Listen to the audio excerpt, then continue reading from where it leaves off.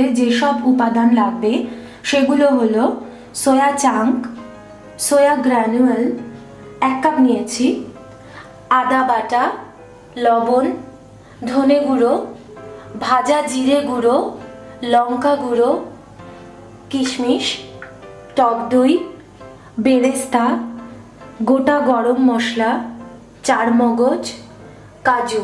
জলে ভিজিয়ে রেখেছি, এটা পেস্ট হবে বলে। গ্র্যানুয়াল কোরমার গ্রেভির জন্য একটা পেস্ট বানাতে হবে। তার জন্য আমি মিক্সিতে বেরেস্তাগুলো দিয়ে দিচ্ছি। এতে জলে ভেজানো কাজুটা দিয়ে দেব,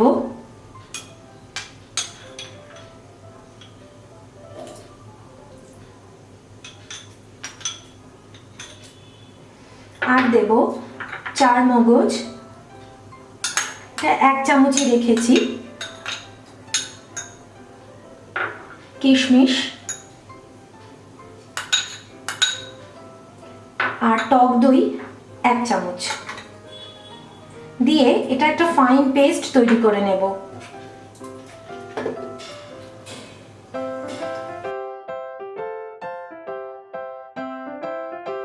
সোয়া গ্রানুয়েল কোরমা বানানোর জন্য প্রথমেই সোয়া চাংগুলোকে জলে ভিজিয়ে নিতে হবে। তার জন্য আমি একটা পাত্রে জল গরম বসিয়েছি, জলটা ফুটছে। এবার এর মধ্যে দিয়ে দেব নুন, ঘি 1 টিস্পুন দিয়ে ভালো মতন ফুটেছে। এবার এর মধ্যে আমি সোয়া চাংগুলো দিয়ে দেব।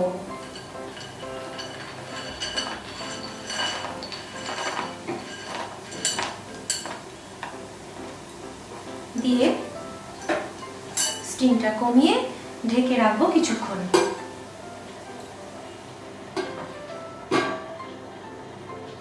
ওদিকে সোয়া চাংগুলো গরম হচ্ছে, আর এখানে আমি সোয়া গ্র্যানুয়েলগুলোকে গরম জলে 10 মিনিটের জন্য ভিজিয়ে রাখবো, যাতে এগুলো ভিজে একেবারে নরম হয়ে যায়।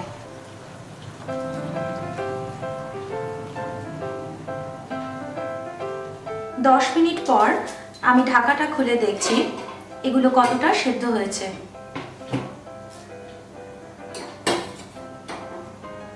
সোয়া চাংগুলো সেদ্ধ হয়ে এরকম ফুলে উঠেছে।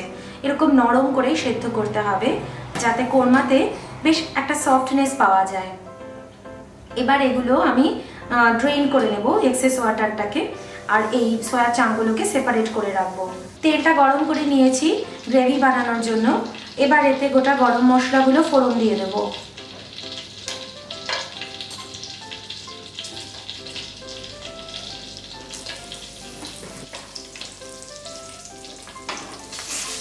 আদা বাটা এটা দিয়ে দিলাম,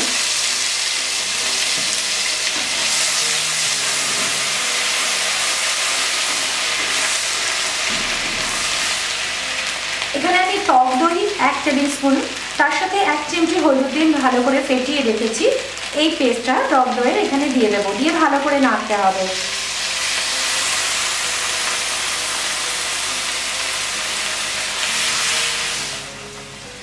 পাঁচ মিনিটের জন্য ঢাকা দিয়ে মশলাটা কষে নেব। ঢাকনাটা খুলে দেখছি দইটা ভালোভাবে কষা হয়েছে কিনা। দই থেকে এভাবে তেল সেপারেট হয়ে গিয়েছে। এখন দিয়ে দেব গুঁড়ো মশলাগুলো, ভাজা জিরে গুঁড়ো, ভাজা ধনে গুঁড়ো, লঙ্কা গুঁড়ো। লঙ্কা গুঁড়ো চাইলে একটু কম বেশিও করে নেওয়া যায় নিজেদের টেস্ট মতো। আর দিব নুন।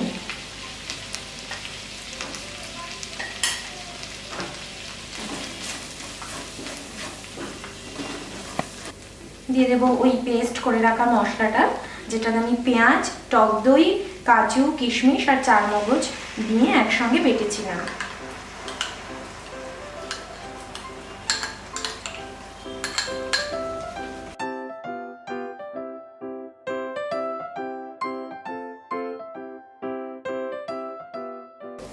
একটু ভাজা ভাজা হয়ে গেলে মিশিয়ে দেব জল। জল দিয়ে মশলাটা একটু বয়েল হতে দেব। হাফ কাপ পরিমাণ জল দিয়ে দিলাম।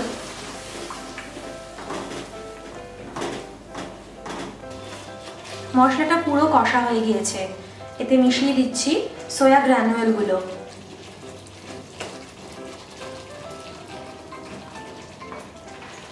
ভালোভাবে নাড়াচাড়া করে নিয়ে সয়া চাংগুলোও দিয়ে দেবো।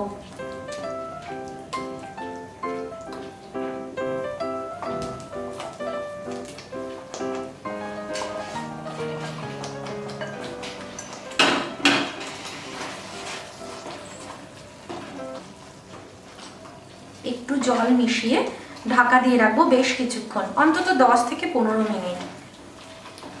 আমি গরম জল ব্যবহার করছি। গ্রেভিটা একটু পাতলাই দরকার, তাই জলটা একটু বেশি পরিমাণে দিলাম।